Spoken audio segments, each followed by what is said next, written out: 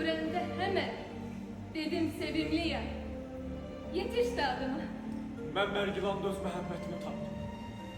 İndən belə ürəyim sizin eşinizlə döyüləcək. Yok.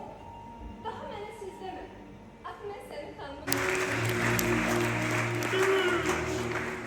Gümüş! Axı bizim arzularımız vardı Gümüş.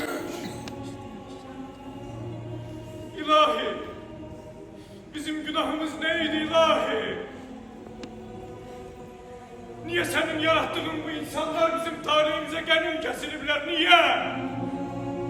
Gümüş! Sen benim hayatıma xoşbəxtlik getirmiştin. Bu xoşbəxtliyi benim elimden kim alabilirdi, kim? Ey büyük Tanrım! Ey büyük Tanrım! Niye xəlq elədiyim gözəli benim elimden aldın? Niye?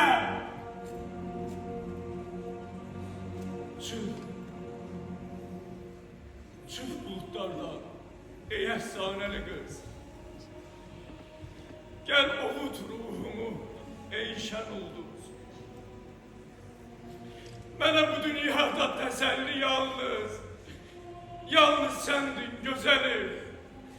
Gümüş!